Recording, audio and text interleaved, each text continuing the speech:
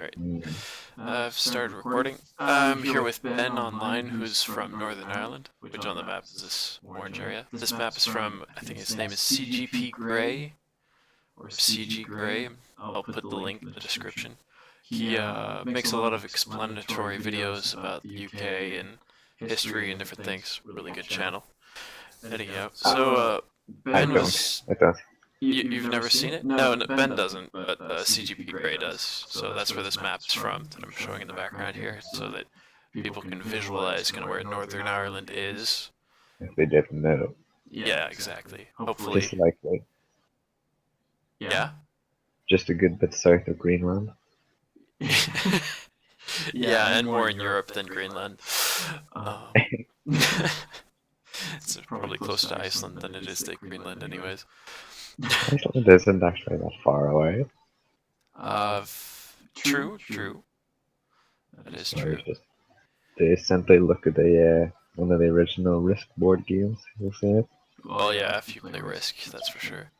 But yeah, but you were saying that there are generally two views for Northern Ireland. Right now, Northern Ireland is part of the UK, thus has members in the British Parliament, but it has kind of this weird autonomous situation. Is that the case? Yep. Or, I guess I'll start from the beginning. yeah. In the beginning, God created the heavens and the earth. Okay, you're going too far back, right? 54. Are you not entertained? Okay. What I mean is, Oh you know, no, I get you. It's just yanking your chains. That's a expression the young ones use. bit of humor there. But the Irish situation goes back to the Middle Ages, right? Between the English crown and the different Irish regions, including Ulster. Yep. That Right area. the way back.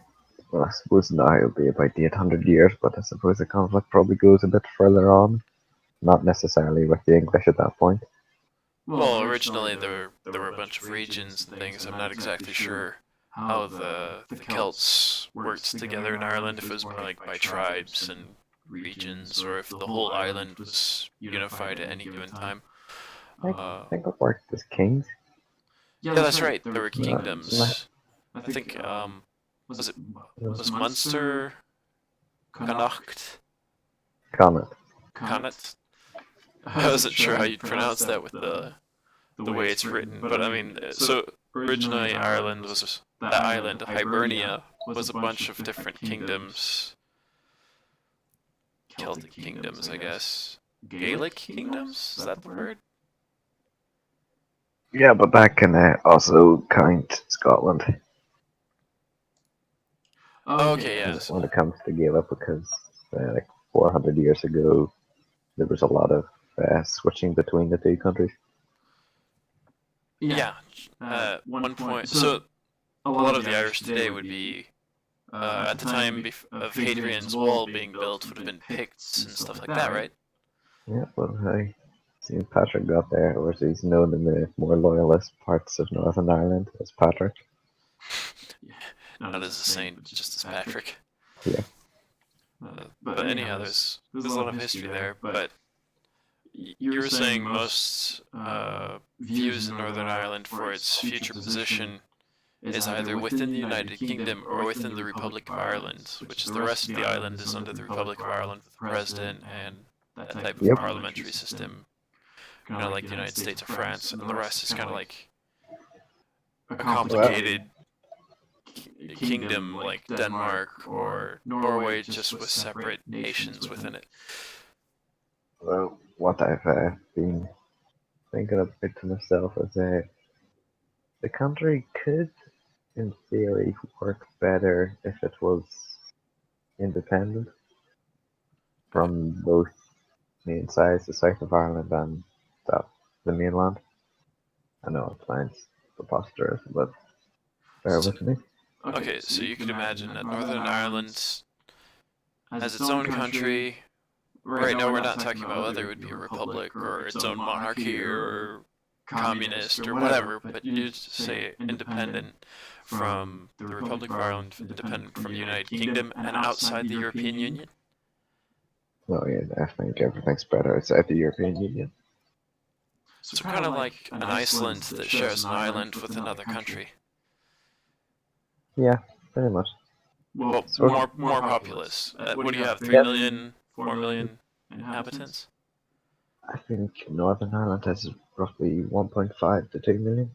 Okay, so it's quite smaller than Denmark, but there are countries with less population, like Iceland, that do quite well.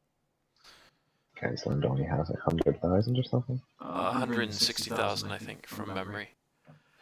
And according to my cousin and his not so vast knowledge, Greenland has 8 people. That has more than that. Probably depends on what time of the year. Yeah, I'm a funny guy, just self-proclaimed, of course. If anybody from Greenland is watching this, I'm sorry. I've met people from Greenland actually when I was in Denmark, because it's an autonomous, almost independent part of Denmark. Actually, Greenland's really interesting because it's the first part of the European Union to leave the European Union. I think it was in 1980 something, 87. Oh, I should know this. Something along those lines. They actually had a referendum to leave the European Union, and they did. So, proof that It can be done. yeah, proof that Brexit might actually work out. Because Greenland did it. I'm actually kind of curious how many. Whoa, What? that's not a lot. I just got curious, and googled it. The population of Greenland, then? Yep, have a guess. You want me to guess? Yeah, might as well. 60,000? Not far off. In the 2013 census, there was 56,483. Hey, I was off by 4K. It's not bad. Wait, So we're gonna have. I might actually be up to date by now. Yeah, so the north of England gets into that numbers about every other week. Yeah. So, Hey, what makes you want Northern Ireland to be independent from the UK? Let's start with that. Let's start from where it is today, because yeah, and I'll work my way back. you're not a Catholic, and you obviously don't want it to join the rest of Ireland and form this big island republic. So why would you want it to leave the UK? Well, I'm you're right, I'm not a Catholic, although I do have Catholic background, as I discovered not 9 months ago. Yeah, my granddad's Catholic, never even knew. Don't even meet the guy. Don't even know if he's alive. But I'm also, in a way, brought up in sort of a mainly Protestant family, but my religion, however, is not Protestant. Although, when you look at it, Protestant is protesting against the Catholic Church, so technically I am the same way atheists and Muslims. But you're saying you aren't part of like the Reformed or Presbyterian Church, Yeah. and you aren't part of the Catholic Church, so you're kind of outside that Group. that divide between what the Protestant Catholic banter Yeah, I suppose. is a nice way of putting it, I think. In Northern Ireland, Why? it's a bit more than banter because people have died on both sides. But yeah, let's Quite recently. right, yeah, quite literally kind of civil war status for a while there. Pretty much, a lot of people that weren't even Irish died. Yeah. So why would you have Northern Ireland or Ulster leave the UK? What would be the reasoning for leaving the UK? Why would people in Northern Ireland be better off without the Queen and the British Parliament? Well, first of all, is obviously with the UK and mainly England being one of the top 5 in the world with their economy, Yeah. they sort of got too paranoid of they don't really give a damn about what the average person thinks, and they still treat a lot of the sub-countries around them, such as Scotland, Wales, Northern Ireland, and even still today, to some extent, into the south of Ireland, with a bit of a childlike feel. The way you would have a kid there to be seen and not heard.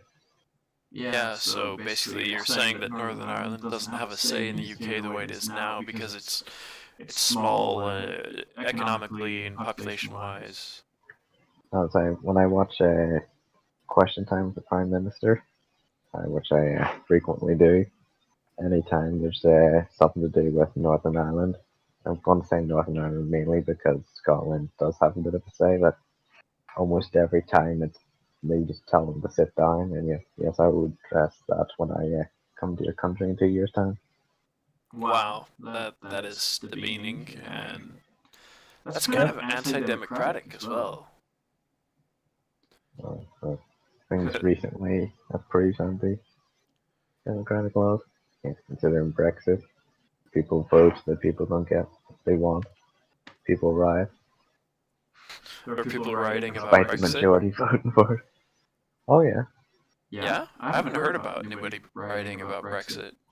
Well, From not the so much. French media or the American media, or Not so much rioting as in throwing things, just the odd stone thrown or mass protests in the street.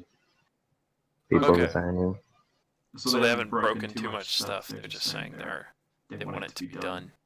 Yeah, they want a democracy, and unfortunately, they don't have access to Wikipedia, so they can't really read up on the dictionary or something the meaning of the word democracy. Because basically, it's majority rule, and I think it was like 52% voted. Oh no, that was for Scotland. So basically, the UK, you're saying, is kind of like a monarchy, but it's a republic where representatives make decisions and not the actual people. It's not direct democracy. It's indirect democracy, which is basically a republic, but it's a republic with a monarch. It's kind of awkward. I did appreciate what they've done in my younger life. A decade ago, I was all for England, and then I think slowly got more interested in politics and worked my way up. With my personal beliefs, it eventually came to a point where people weren't really being listened to as much as So you classes actually said. you actually grew up with unionist ideas, as in staying part of the UK and remaining within the Union of the United Kingdom. That was kind of where your base, like where you started as. I never really saw a difference between the two for a while, and then as I started to watch how Parliament actually treated things, you eventually see that it's not quite as similar. When you see the First Minister just being talked to as if it's no one. Well, if they are no one, then it's no one. It really isn't right, and you don't even hear wheels. Okay, so I kind of see the underrepresentation and not having a voice and not feeling like anybody cares in the UK about Northern Ireland being a reasoning to get out of that structure. But then why would you not want to go with the United Emerald Isle idea with the yeah, I can imagine you laughing at that.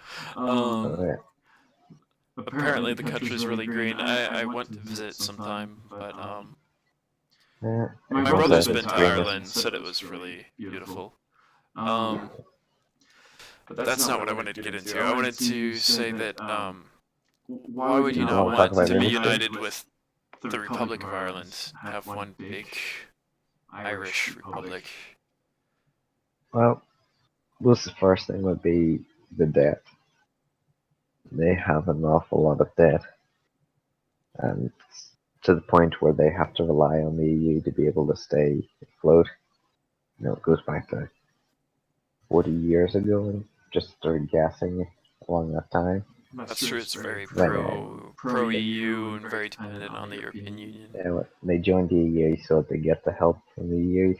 They get was the biggest slice of the cake, and then once the EU got bigger and bigger, smaller countries like Romania and Latvia and Eastern Europe started to join in, and obviously they were worse off than the people of Ireland, so the attention was drawn towards them. Yeah. And that meant that the debt just got bigger, but there wasn't enough payout So, for the Irish, so eventually they became trapped. okay, so European Union-wise, the UK pays in more than what it gets out, and Ireland pays in less than what it gets out? Well, suppose when you look at it, it doesn't really make anything and doesn't really pay anything. So Ireland's kind of pays in as much Yeah. as it gets back. What's the point in being a part of the European Union economically then? Like, other than the free movement of peoples and goods. Because the people wish it, I suppose. I've actually sat in on a meeting in the House of Lords, a committee hearing with the Secretary of the Minister of the Interior, whose specialty was immigration, talking about free movement of people and goods within the European Union and how they wanted to support that along with Poland and Scandinavia, and like kind of push that agenda even further, like confirm it even more inside the European Union. So that was an interesting experience, being French, a French citizen sitting in this committee hearing in the House of Lords, just listening to this back and forth between these lords, and it was a really interesting experience. So I know the UK has that kind of free trade mentality. I don't really know about Ireland, but I do know that Ireland had this big like technological boom in the years 2000 before the economic crisis. It went bye-bye. Didn't they call it the Celtic Tiger or something? I don't know. Going back to stereotypes, they probably weren't so bad at the time. What I mean is the GDP grew by the same percentages as some Asian developing countries, like Thailand. yeah, like 10% a year or something like that, 10 percentage points a year. And that was impressive enough for it to get some nicknames and things. And then the economic crisis hit, and since Ireland did most of its the Republic of Ireland did most of its commerce and trade with the United States and continental Europe, it got hit pretty badly. Other countries that had problems were Spain, who relied too much on certain industries and so forth. But yeah, so not joining Ireland would be, if Ireland got rid of their debt, if the Republic of Ireland, sorry, got rid of their debt, would it then be in your, and I'm going to employ this in the strictest term possible, national interests be aligned with the national interest of the rest of Ireland? Because Northern Ireland's considered a nation, correct? Yeah. Okay. Granted, it doesn't really have its own national anthem or anything, but it sort of leeches off God Save the Queen, the English national anthem. Yeah. As does Scotland and Wales. Yeah, Wales isn't allowed to sing their actual anthem because it's a song about Saint David, I think his name is, a guy, and then there's a line about him coming back and kicking the English out. I don't know if you knew about that. They also don't use, for the flag of Wales, they don't use the Saint David's cross because of that. Because he's the whole idea is it's a guy liberating Wales from England. Yeah. Well, even if that's the Union flag, that's the most people call it Union Jack, but it's only Union Jack if it's on the ship. But Oh yeah, that's right. it's the Welsh flag is not on it at all. The Welsh flag with the dragon, the green and the white, Yeah, mainly red because of dragon on a green and white background. The green at the top and the white at the bottom, I think, or the other way around. Doesn't really matter. It's a flag with those colors on it. geography's not the strong point of flags. Flags, nah. I mean, or as they say, Northern Ireland flags. Flags. Ah, So does Northern Ireland has everything it takes to be its own country? Does it have its own language, its own culture, its own history, its well, own currency, military, economy? Like, are all of these things possible? we'll just start off with military. The military in Northern Ireland is basically just an offstretch of the British Armed Forces. Uh, Is that Welsh flag? the economy, it's there's been better days, I suppose. Probably wouldn't do too well off on its own straight away. It needs some time to try and get used to working on its own. I'm talking about the country, not the economy, as if it was a person. Okay, so economically, your biggest trade partners would then be Ireland, like the Republic of Ireland and the United Kingdom. And Correct. Scotland. Well, Scotland is part of the UK, correct?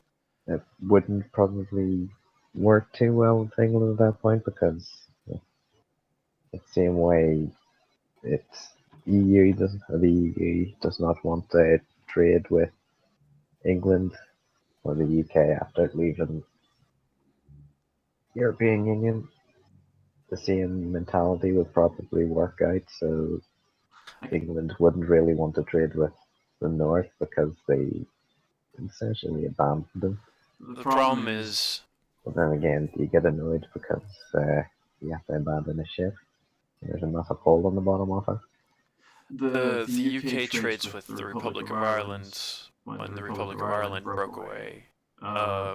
Actually, quite violently. Well, originally, didn't violence wasn't needed. It was already a decision that was made before the what was it, 1917 riots or 1916 Easter Rising. Thank you. I imagine you know all about that. A bit rusty, but I can get by in dates. But from what I can remember, the decision had already been made for the creation of the Republic of Ireland within the UK to like let it have its independence and everything. It was just taking time administratively to get through, and it was taking too long for some people, and then they decided to start killing people about it. I'll go back then. 1916, obviously the Easter Rising, that the GPO in Dublin, it didn't work out too well with the Irish Republican Army at the time, and that just led into conflict with the British. Sort of got fired up a bit after being dormant for a year or two. Then eventually there was peace brought out, but it cost the entirety of the north, the entirety of Ulster. You know, Ulster goes right the way through Donegal. That's the bit red just to the left of the orange of Northern Ireland. Oh, that part of land that's really close to. Okay, yeah. So if you were to take a line from the bottom, I guess County Tyrone, and just cut it straight across, that's pretty much Ulster. They took the entirety of Ulster. A couple of years later, Churchill gave Donegal right up to Strabane, I think it is. That's right on the border. Okay. Back to the south, but kept the north. That was it. I think we took the north and no. 1921, I think. Okay. Not too sure. There's the whole thing about it. But But in doing so, that split two factions up. but since then, the UK's traded with the Republic of Ireland without too much of a hassle. Like, there's no hard feelings, correct? Yeah, because at that point it was quite crafty and, in a way, a very good command they did, because they then twisted two sides against each other in the country, so the entirety of the English forces could just completely leave, and brother and brother and all could fight in that country by themselves. So that split it into two. The first one being Ian the Devil and his lot, and the other one being on the side being Michael Collins, who worked together in the IRA, and when they fought during the Easter Rising, they both split apart because of the Treaty for Northern Ireland. Michael Collins was for it. Well, I don't really understand what you're talking about right now. not many people do. What exactly are you talking about? What time period is this? You said this is after the Republic of Ireland got its independence and they started beating each other up? Is that what you're saying? Within the first 8 years of 1916, split Yeah. into two factions. So what was originally one side split into two because Oh, so Ian the Republican faction split in half and started beating each other up?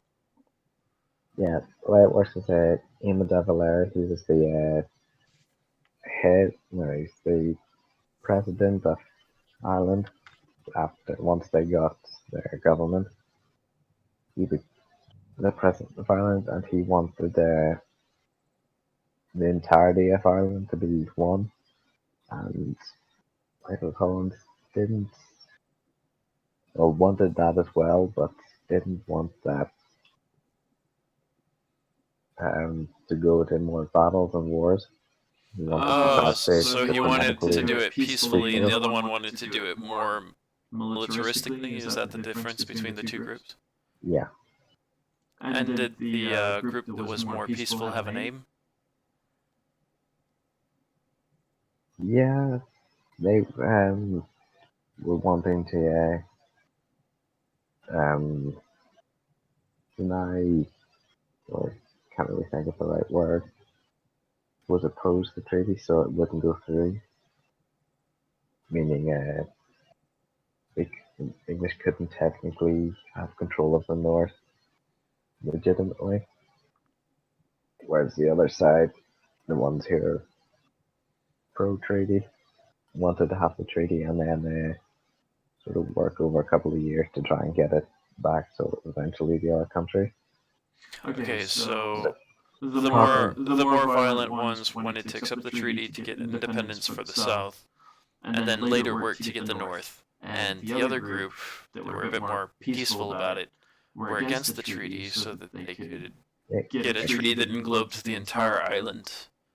Is that It's not so much that the Devil slots were more violent, it's more if they had a more militarized look on it, mm, even though they were the more uh, political side of the party. it's odd. But fortunately, things changed in when was it?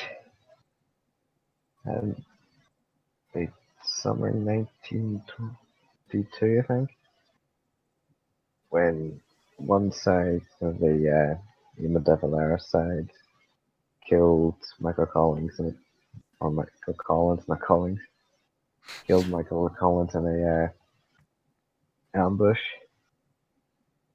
which basically stopped all chance of him getting negotiations, which most people who sort of follow his ideology would have said he could have done within a couple of years of getting the North back into the Republic of Ireland. So one man's death changed the whole political structure between within this movement for the unifying of all of Ireland in the 1920s. Yes. Okay, wow, that's crazy. And today, I know there are like links between the political parties in Northern Ireland and the political parties in the Republic of Ireland and the rest of the UK. I know like certain unionist groups are Sinn- close to the Conservative Party in the UK. yeah, no, like the DUP, they would be they're loyalists, Yeah. and Sinn Féin, they have frequent connections with the South. Oh, they have political connection. Wait, the loyal. Wait, let me take this back a second. The unionists, loyalists that support staying part of the UK have ties with political groups in the Republic of Ireland? No, that's Sinn Féin. Okay, I was going to say. So Sinn Féin is linked with Sinn Féin in Ireland?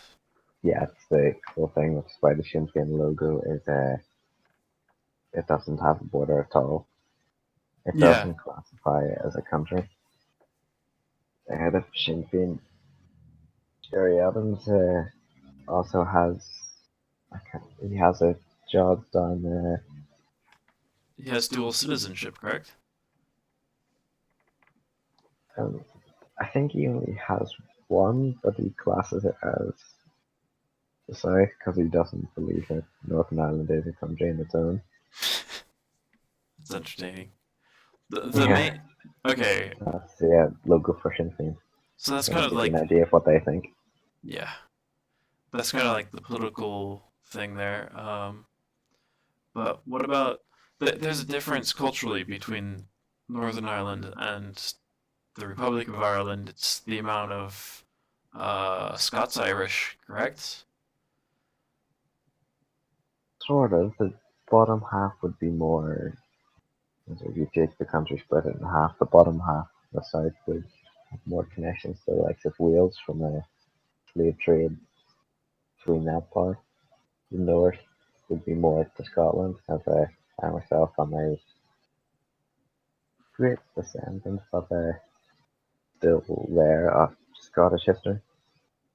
That created a sort of like a separate people that weren't Scottish and weren't Irish called ulster-scots.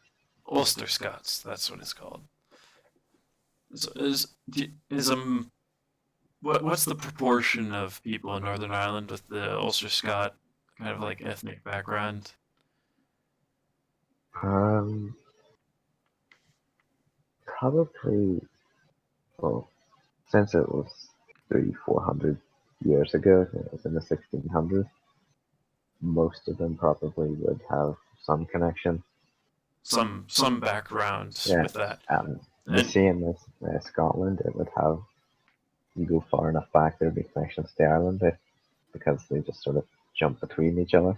that's funny. I probably have some background with Scots and Irish. I mean, I know I have some Irish and Scottish blood in my ancestry, but they're probably linked somewhere between Ulster Scots, Scots, and other Irish. Yeah. It's a mess.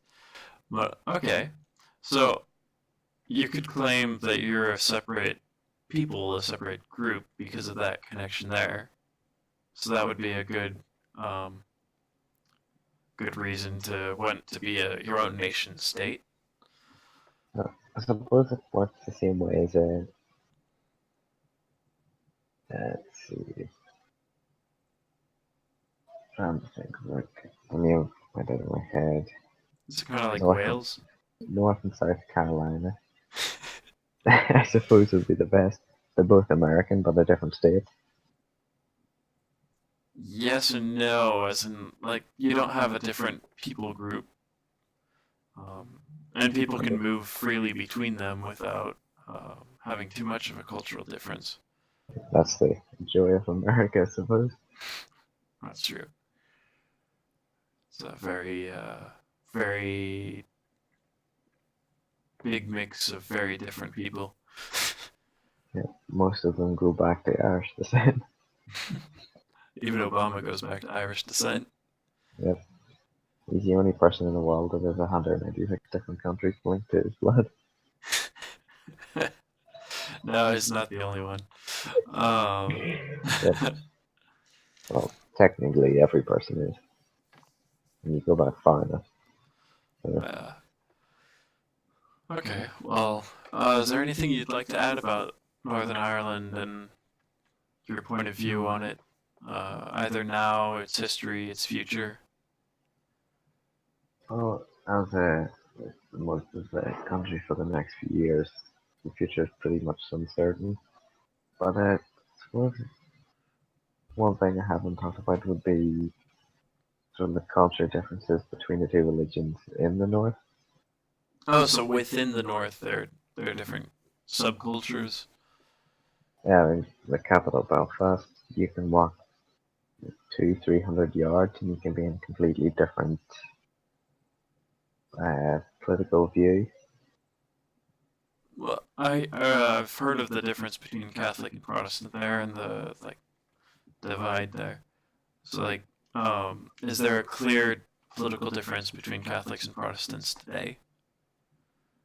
Oh yeah, definitely. In the city hall at the front of it, there's the Union flag. You walk around the back of it, and there's a tricolour. The tricolour being the flag of Ireland. Of the Republic of Ireland, yeah. Yeah, That's in awkward. gold. Yep, it can go very far. You have to be really careful on what you say.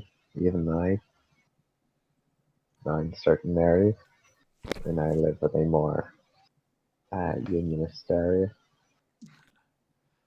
Yeah, so in your part of Northern Ireland, it would be okay to say that you like England or Scotland or the UK in general, but if you said something like, um, would a united Ireland be okay? You could get stabbed. Is that Basically, the I basic? would not have any more kneecaps. Is it okay to ask questions to people of either side? You can, but you have to have an American accent. Okay, so I could get away with it. Yeah, if I was to do it, I would be lynched. Is it because the American accent just makes you seem less knowledgeable? Yeah, it's sort of, well, that So sounds offensive. it's funny because then it's negative and positive in the sense that the negative side is I sound like I'm an idiot, but the positive side is I can ask anybody anything and get away with it.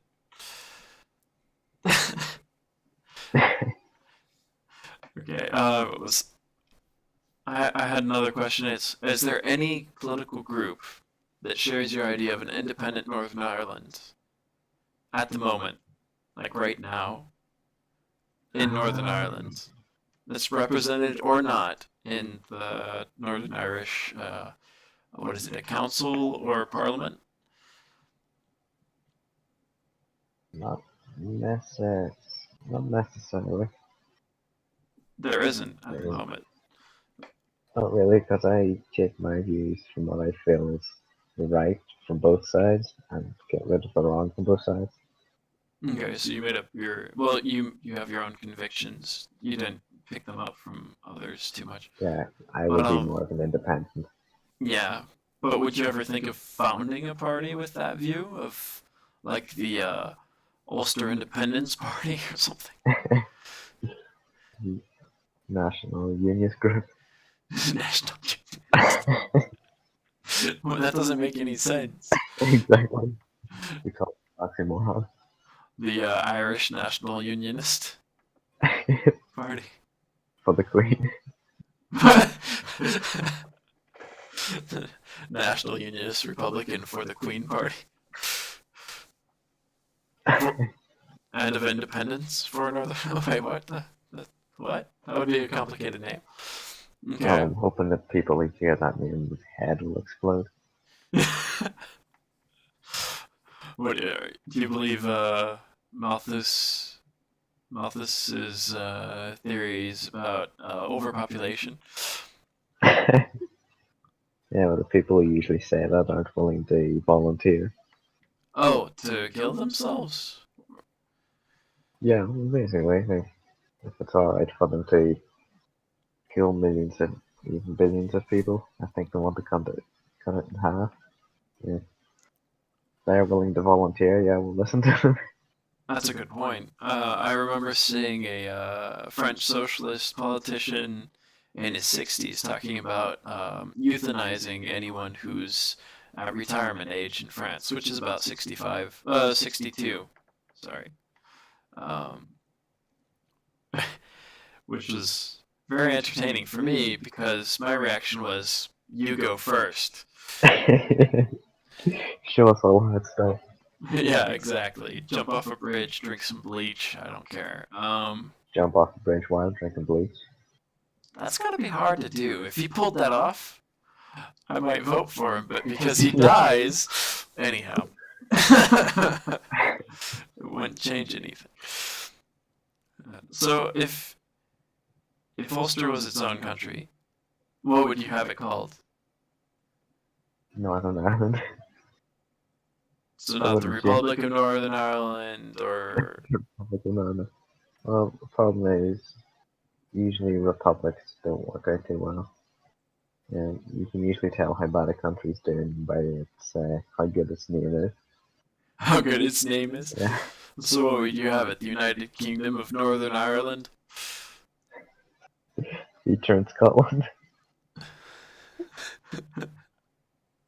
No, I'd probably stick it because it is still Ireland. That much you can change, thankfully. And it is in the north, so Northern Ireland would stay Why, same essentially. why would you not use Ulster as a name? Because it's just a province. Okay. See what you mean. And you said you don't like republics, but you're leaving the UK, so you wouldn't have the Queen unless you stayed part of the Commonwealth. That's a question I didn't ask. Would you remain part of the British Commonwealth? Certainly not. Why not? Because it defeats the original argument I had about not getting a big enough say. But yeah, I think I see what you mean. So you'd have as much say as, say, Kenya or India in affairs, economic trade and things. Nah, I like the think more DMD seems to be better than Kenya for the economic trade. Well, definitely, it's soon to be the first populated, well, the most populated country in the world. I thought it already was. I'm not sure on the numbers, but it's close if it's not already. Yeah. They don't have the one-child policy China has. Again, Russia is pretty big. Takes up most of the top of Europe and Asia. Yeah. But okay.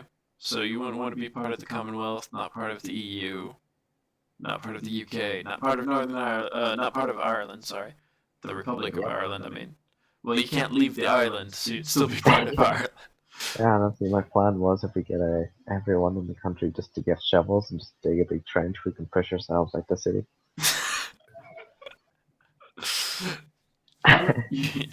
I want to say you really don't like the rest of Ireland then, but Oh no, that's a serious I question love the though. country. Seriously though, would you guys want to join NATO or something like that for common defense? No, I think it would stick more to homeland security. So just like defend yourselves, kind of like Iceland. Ask the United States to defend you in times of actual war. Just wouldn't bother burdening anybody else. They can stay and protect their own people if the enemy wants to come there. But if everyone goes off to war, he protects the country. So kind of like a Switzerland deal. Stay neutral with everyone. I mean, you could if you're independent. That's a choice you'd have to make, but I can't see Northern Ireland being independent with the internal strife between Catholic and Protestant, and the groups of people wanting to be part of the UK and the groups of people wanting to be part of the Republic of Ireland. As an independent country, I feel like that would just turn into an actual civil war. Well, the big question comes in. Are people willing to put their differences aside for the good of humanity in this country alone? So basically, it would be an experiment to see if the people are willing to try and find their own national common destiny rather than looking to join someone else's. Yeah, without involving bricks. Yeah, definitely. So instead of choosing to side either with the UK or with the Republic of Ireland, actually choosing to side with themselves is your stance. Yeah, sort of sounds like then we can worry what other people are doing. Do you think you could meet? You could get mainstream Protestant Catholic people to agree with you on this and start a movement or something, or Probably not, no, because most Catholics are left wing, most Protestants are right wing. I would be more center right, I suppose. So I'd be leaning towards more of the conservative values, the way they think, only like the intrusion by the monarchy and the parliament.